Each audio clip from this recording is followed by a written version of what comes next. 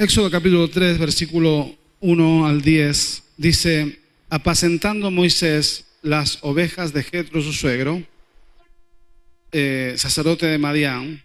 Este era un hombre que estaba metido en la idolatría. Llevó las ovejas a través del desierto y llegó hasta Horeb, monte de Dios. Estoy hablando del suegro de Moisés, no de Moisés.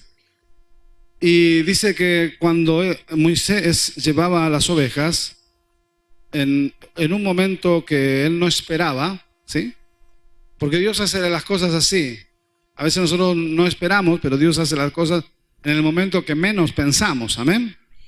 A ese momento es cuando los pastores o los predicadores le llaman el momento Kairos de Dios. Es un momento especial, un tiempo especial, separado por Dios para que las cosas sucedan. Amén. Entonces dice: y se le apareció el ángel de Jehová en una llama de fuego en medio de una zarza. Y él miró y vio que la zarza ardía en fuego y la zarza no se consumía. Entonces Moisés dijo: iré yo ahora y veré esta grande visión. ¿Por qué causa la zarza no se quema? Y viendo Jehová que él iba a ver, lo llamó Dios de en medio de la zarza y dijo: Moisés, Moisés. Y él respondió: heme aquí. Y dijo: no te acerques, quita tu calzado de tus pies, porque el lugar en que estás, tierra santa es. Y dijo: yo soy el Dios de tu padre, Dios de Abraham, Dios de Isaac y Dios de Jacob. Entonces Moisés cubrió su rostro, porque tuvo miedo, dice la palabra de Dios, de mirar a Dios. Dijo luego Jehová: bien he visto la aflicción de mi pueblo que está en Egipto, y he oído su clamor a causa de sus exactores, pues he conocido sus angustias y he descendido. Mire lo que Dios ha hecho. ¿Qué dice? Y he descendido. Tremendo. Dios vio y dice: yo he descendido. Y cuando Dios desciende, Dios va a hacer grandes cosas. Y Dios descendió para librarlos. Dios desciende para eso, para librarlos de la mano de los egipcios y sacarlos de aquella tierra a una tierra buena y ancha, a tierra que fluye leche y miel, a los lugares del cananeo, del eteo, del amorreo, del fereceo, del leveo y del jebuseo. El clamor pues de los hijos de Israel ha venido delante de mí, y también he visto la opresión con que los egipcios los oprimen. Ven, por tanto, y te enviaré a Faraón para que saques de Egipto a mi pueblo, los hijos de Israel. Vamos a leer también, estamos en el capítulo 3, ¿no? Bueno, vamos a leer el versículo 19. Dice el versículo 19, capítulo 3, verso 19: mas yo sé que el rey de Egipto, que era Faraón, no os dejará ir, sino por mano fuerte. Faraón representa ¿a quién? Faraón representa a nuestro enemigo, a nuestro adversario, al diablo, como dijeron los hermanos. ¿Usted piensa que el enemigo va a dejar que nosotros sirvamos a Dios así sin causarnos ninguna molestia? ¿Usted piensa que el diablo, o sea, él va a decir: ¡qué bien! ¡Oh, qué alegría! Mariano decidió servir al Señor, le voy a dar un empujoncito para que sirva más. ¿Usted cree que el diablo va a hacer eso? No. Dice aquí la palabra de Dios: mas yo sé que el rey de Egipto, sí, que era Faraón, que es una figura del diablo, no os dejará ir, ¿sí? Por eso hay una fuerte lucha que no tiene que ver con lo natural, sino tiene que ver con lo espiritual.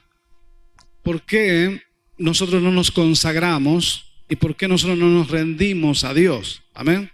Hay una fuerte batalla espiritual para que usted no tome ese paso de ser un hombre, una mujer de avanzada, de los que van por delante. Porque cuando usted toma esa decisión de comenzar a hacerlo, el enemigo se levanta. Amén. Y se levanta de una manera tremenda. Amén. Y usted y yo debemos entender que es así. Amén. Porque muchas veces cuando tomamos la decisión de rendirnos, de consagrarnos, de hacer las cosas, comienza la batalla y entonces nosotros, ¿qué hacemos? Retrocedemos y volvemos a nuestro antiguo lugar y retrocedemos más aún. Amén. Pero no debemos ser así, debemos entender cómo es el enemigo, cómo son las estrategias que el enemigo tiene contra nosotros. Pablo dijo: no ignoramos las estrategias del diablo, del enemigo. Amén. El enemigo se levanta. Si cuando más bendición venga, hermanos, Cuando más veamos la mano de Dios, más lucha habrá. Amén. Y cuando más lucha viene, más tenemos que orar. Y más tenemos que batallar contra el enemigo. Y entonces Él es vencido, el enemigo huye de nosotros y el propósito de Dios se cumple. Amén. Porque ninguna obra del diablo puede destruirnos cuando nosotros nos tomamos fuertemente de Dios. Amén. Sino al contrario, nosotros hemos sido levantados para deshacer las obras del diablo. Usted y yo tenemos el poder de Dios para deshacer cada obra que el diablo quiera hacer. Pero tenemos que entender cómo trabaja el enemigo. Pero yo extenderé, dice Dios, mi mano y heriré a Egipto con todas mis maravillas que haré en él. Y entonces os dejará ir. Y yo daré a este pueblo gracia en los ojos de los egipcios, para que cuando salgáis no vayáis con las manos vacías. Diga manos vacías. Mírese las manos vacías. Amén. Dios dice, yo no voy a dejar que te vayas, ¿cómo? Con las manos vacías, sino que pedirá cada mujer a su vecina y a su huésped alhajas de plata, alhajas de oro, vestidos, los cuales pondréis sobre vuestros hijos y vuestras hijas y despojaréis a Egipto. Aleluya, gloria a Dios. El pueblo de Israel había estado esclavo, cautivo, 430 años. Los tuvieron esclavos. Creo que entendemos, no hay necesidad de que yo diga lo que es un esclavo. Amén.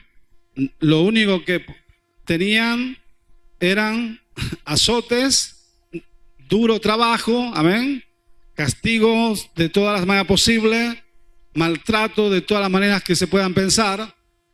Ellos tuvieron todo eso que hoy la gente mira como los grandes monumentos de Egipto, fueron levantados con los esclavos, con estas naciones de esclavos. Morían allí por miles, por cientos de miles. Cuando Dios los sacó, dijo, Egipto le pagará a ustedes los años que han trabajado.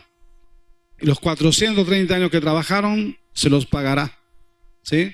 Porque nada de lo que ustedes han hecho va a quedar sin recompensa. Y así es con Dios. Con Dios, nada de lo que nosotros hacemos queda sin recompensa. Nada de lo que nosotros hacemos queda sin recompensa. Amén. Dios no es deudor de nadie. Amén. Entonces, cuando ellos salieron de Egipto, Dios le pagó. Amén. Hasta a Moisés le pagó los años de la universidad que tuvo. Porque Moisés también estuvo en la universidad, fue a la facultad. ¿Sabía usted? ¿Estuvo en la universidad, Moisés? Acá está diciendo, la universidad del desierto, dijo alguien, sí. Estuvo en la universidad del desierto, 40 años, amén.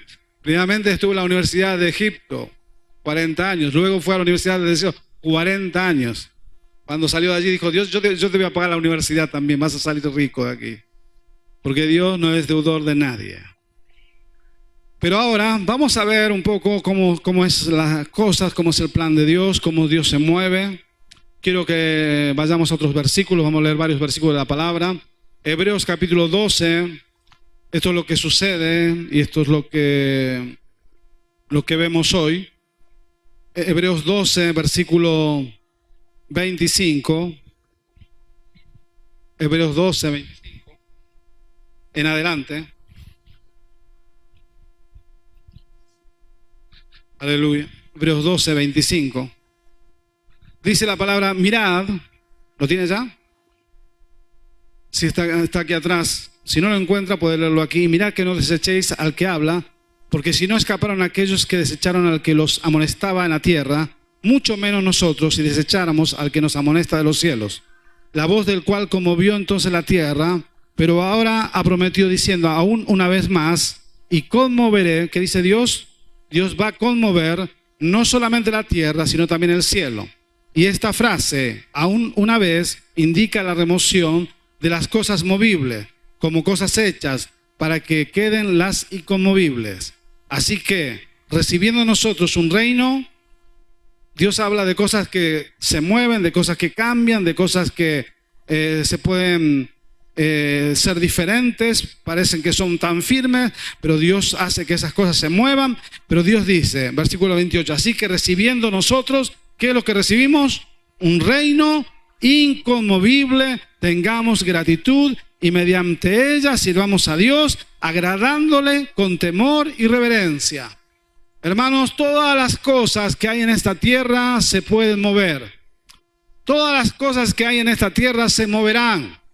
No hay nada en esta tierra que sea firme, ¿sí? Usted puede pensar que hay cosas que nunca van a cambiar, que siempre van a ser así, y Dios dice no. Todas las cosas pueden cambiar, todas las cosas pueden ser removibles. Imperios, naciones, gobiernos, economías, no importa lo que sea, amén.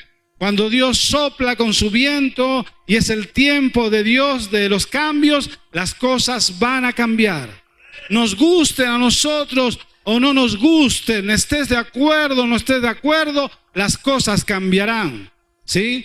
Todo lo que está en este mundo, el sistema político, lo que hemos vivido hace 10 años o 9 años de la crisis, creyendo que teníamos un país que estaba firme, que vivía en la abundancia, que había los euros se encontraban por todos lados, que se ganaban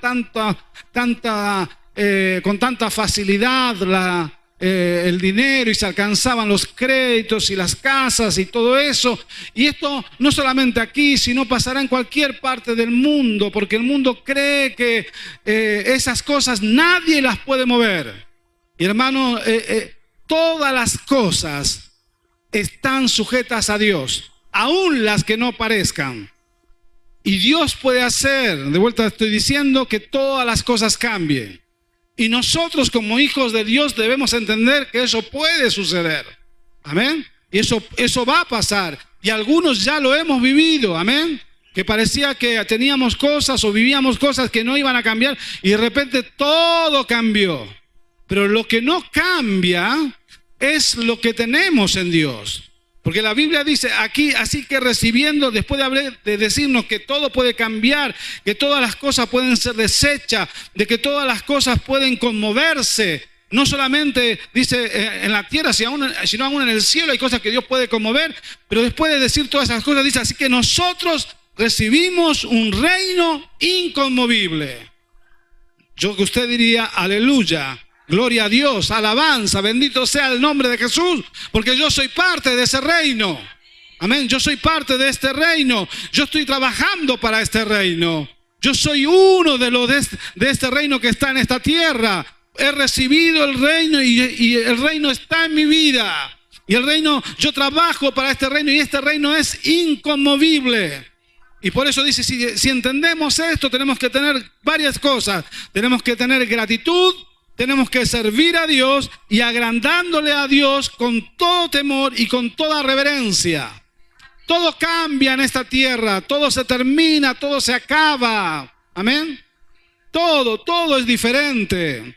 Dentro de 50 años, nuestros hijos, nuestras hijas, las cosas que tendrán serán totalmente diferentes a lo que nosotros vivimos, si el Señor no viene.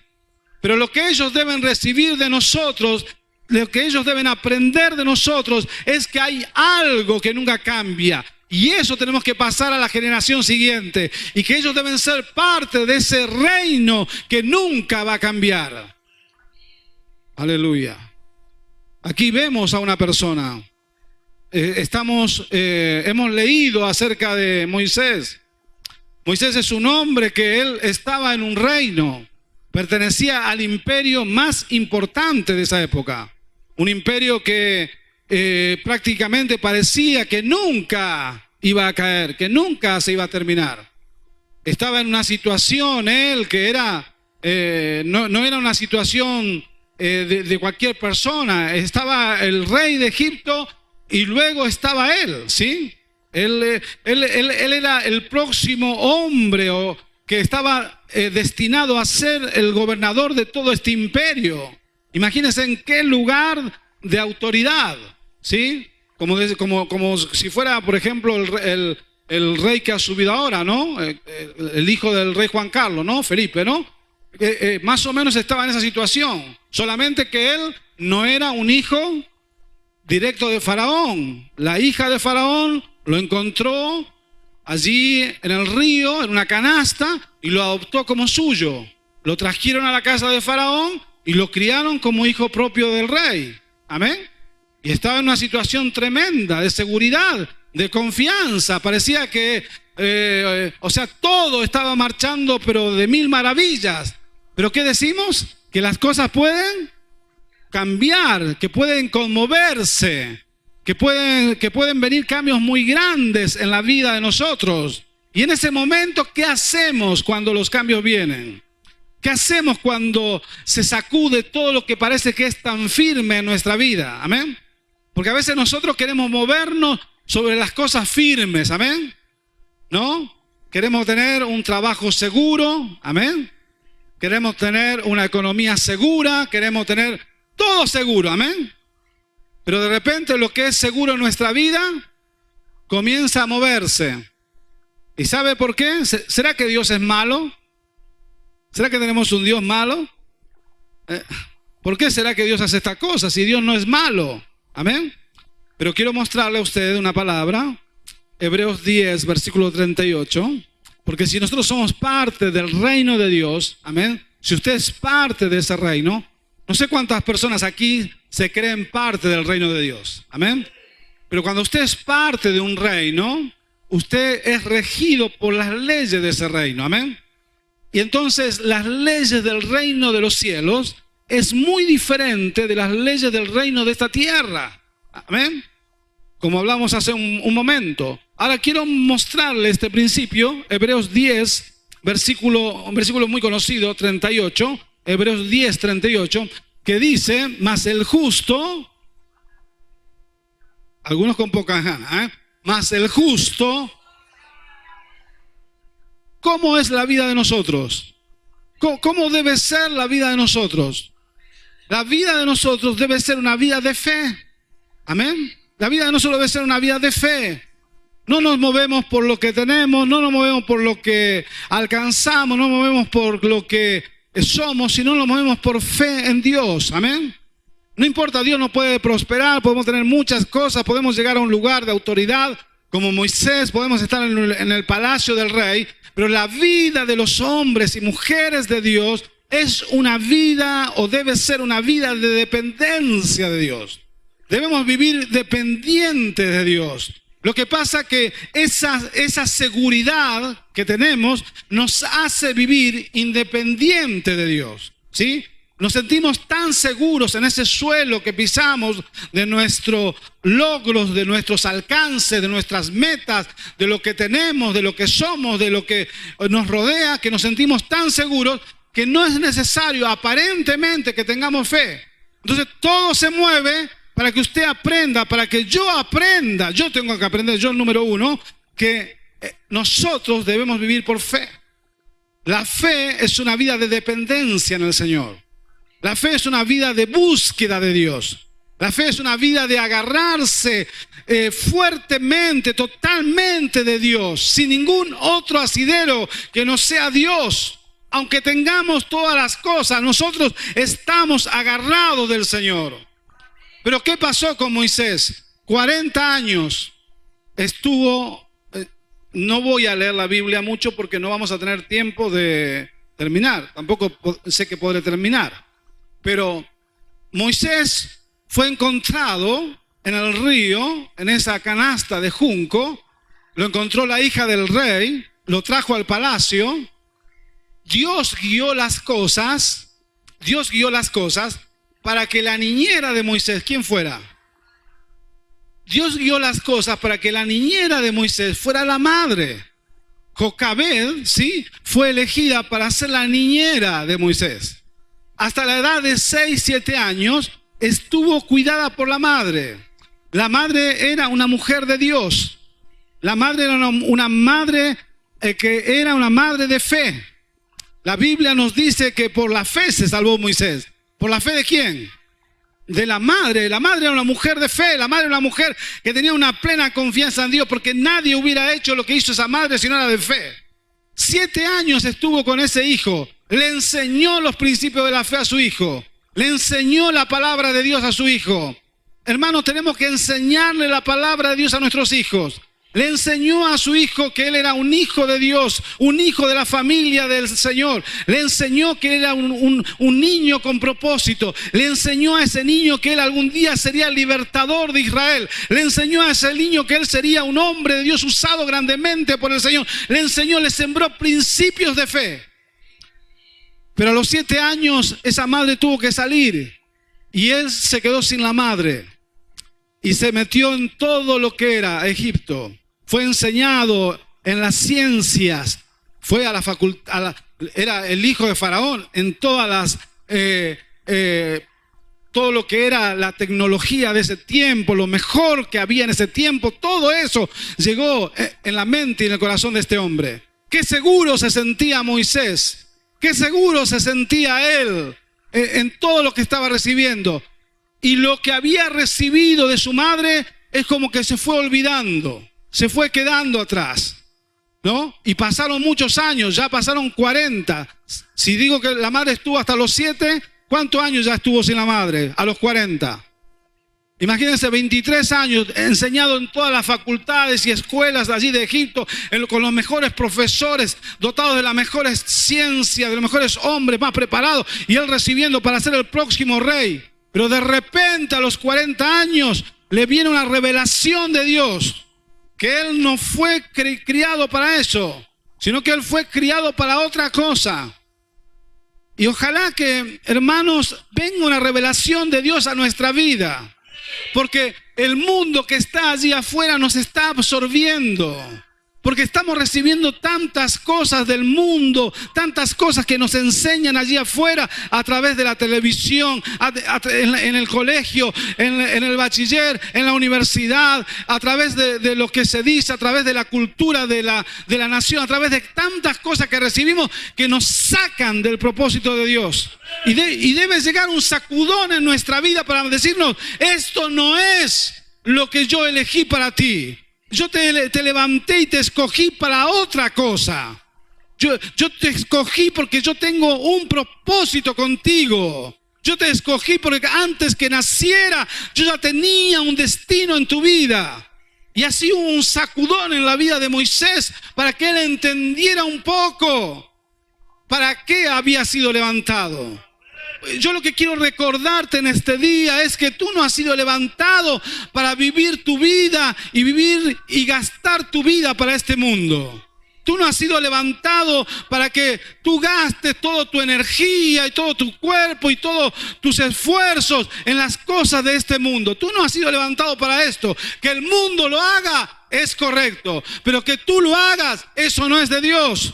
Porque tú tienes que hacer todas las cosas del mundo. Lógicamente tenemos que trabajar, estudiar, si es posible lograr los más altos niveles de éxito en los lugares donde estamos. Si somos cocineros, el mejor cocinero. Si somos paletas, el mejor paleta. Si tienes una empresa, la mejor empresa. Si estás en la universidad, la mejor. Pero tú debes entender que todo eso es para que tú seas un instrumento para la gloria del Señor.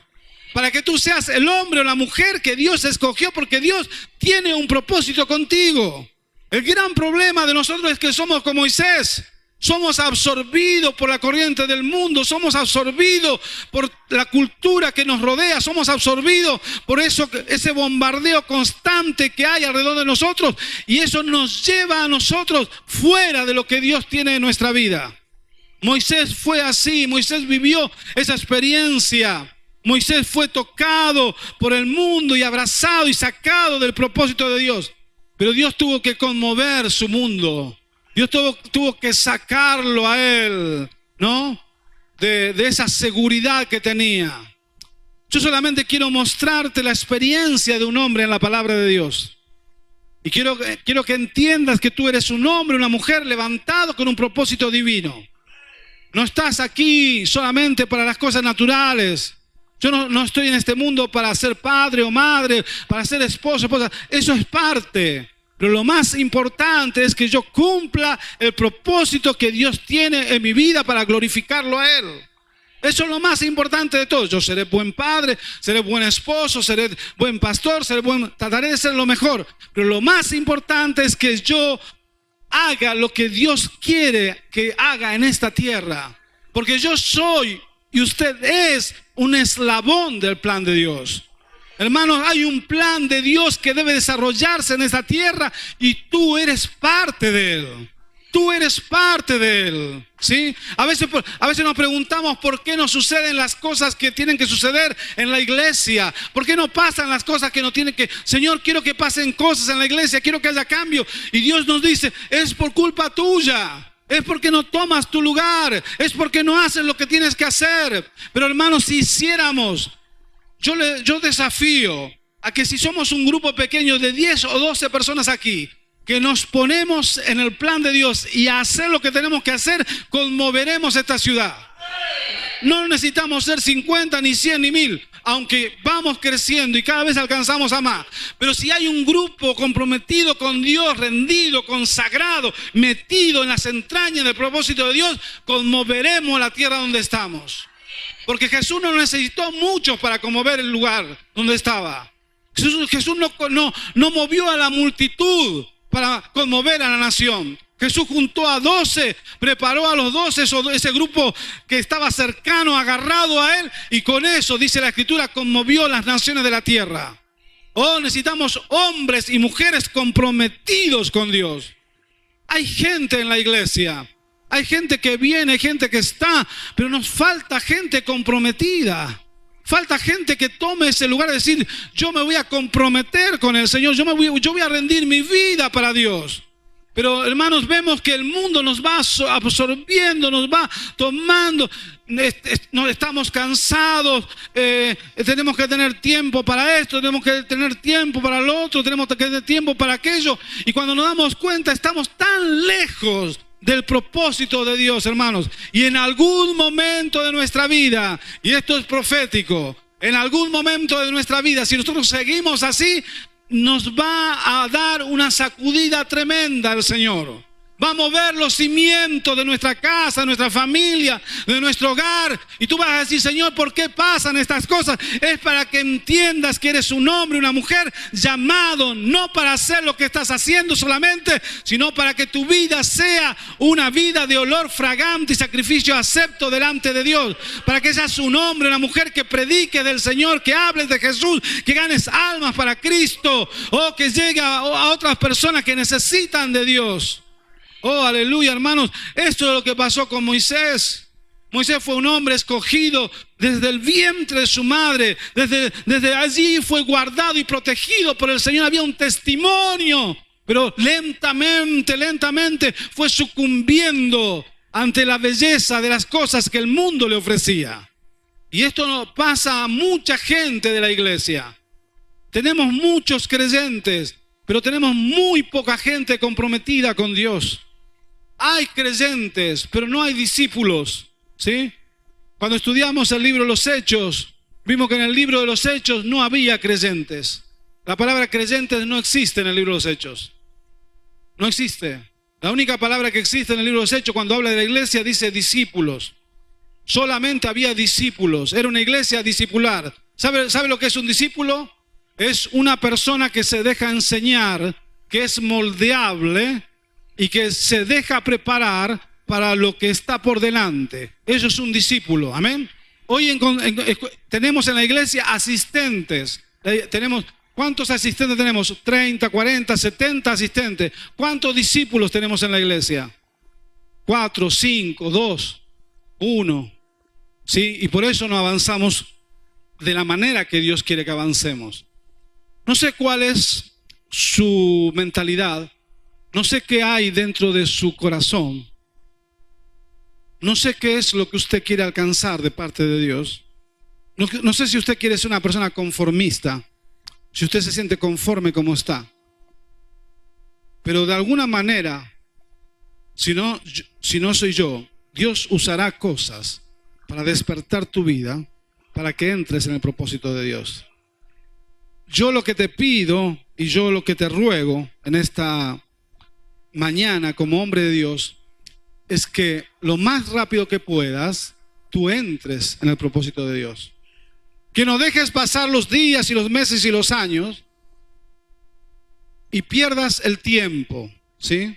Porque el tiempo que perdemos es irrecuperable. Amén.